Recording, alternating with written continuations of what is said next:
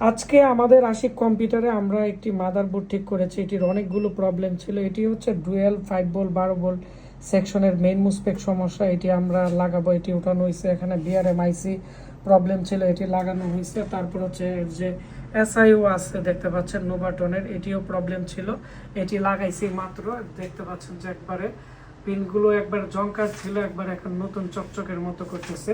আর এই কাজগুলো আমি এতক্ষণ এই কাজগুলো করেছি, এবং এগুলোর আইসি কিভাবে উঠাইতে হয় লাগাইতে হয় এই কাজগুলো কিন্তু সরাসরি আমাদের এখানে স্টুডেন্ট যারা আছে তারা দেখেছে। এর মধ্যে একজন স্টুডেন্ট আছে আশফাক ভাই, আশফাক ভাই কিছু কথা বলবে। আরেকজন স্টুডেন্ট আছে এখানে সাভারের, তো দেখতে পাচ্ছেন। তো আপনার নাম কি? আমি মোহাম্মদ আশফাক। আচ্ছা, আপনি কোথায় থেকে আমাদের এখানে আসছেন? আমি মাদারপুর থেকে আসছি। আচ্ছা, মাদারীপুর থেকে আপনি আমাদের এখানে আসছেন। এতক্ষণ আমি কি করলাম বা কি শিখলেন, বসে বসে কি দেখলেন? জি, আপনি আইসি উঠানো দেখাইলেন, কিভাবে আইসি উঠাইতে হয়, কিভাবে আবার স্থাপন করতে হয়, সবগুলোই দেখলাম এবং আমিও কয়েকটা ট্রাই করেছি।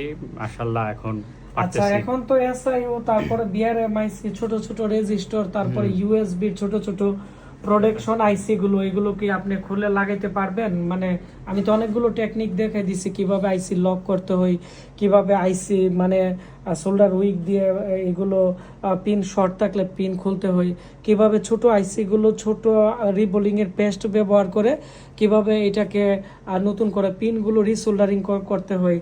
তো এই সবগুলো টেকনিক আমরা কিন্তু দেখিয়েছি, এবং এখানে কি ধরনের পেস্ট ইউজ করতে হবে, কোন আইসির ক্ষেত্রে কতটুক টেম্পারেচার হট গানে হিট করতে হবে, কতটুক ইয়ার দিতে হবে, এবং হট গান এবং টুইজার কিভাবে ধরতে হবে, 90 ডিগ্রি অ্যাঙ্গেলে পিনের চারপাশে ঘুরাইতে হবে। তো এই টেকনিকগুলো তো আমি এর আগে দেখাই নাই, হয়তো আপনারা নিজে নিজে প্র্যাকটিস করছেন। জি। তো এখন দেখার পরে আপনার কেমন লাগছে? এবং আমি তো অনেকগুলো রেজিস্টার চেঞ্জ করেছি এই মাদারবোর্ডের, এবং অনেকগুলো আইসি চেঞ্জ করেছি। লাইভ তো দেখছেন। এখন আমাদের আপনি বলেন আপনার অভিজ্ঞতা, এবং যারা আমাদের এখানে কাজ শিখতে চায়, আপনি তো প্র্যাকটিক্যালি দেখেছেন যে আমরা কি ধরনের কাজ করি, এই সম্পর্কে যদি কিছু বলতেন। আপনি যেভাবে আজকে দেখাইলেন ক্লাসটায়, এটা এখন আমার কাছে মনে হচ্ছে আমি 40% আগে যতটুকু ছিলাম, এখন মনে হয় আমি 70%-এর উপরে আইসি রেজিস্টার ক্যাপাসিটর যা আছে সবগুলা খুলে লাগাইতে পারবো এবং কোনো সমস্যা হবে না। সোল্ডারিং আয়রন কিভাবে ইউজ করতে হয়, হট গান কিভাবে ইউজ করতে হয়, সবগুলা আমি এখন সঠিকভাবে ব্যবহার করতে পারবো। আচ্ছা, তো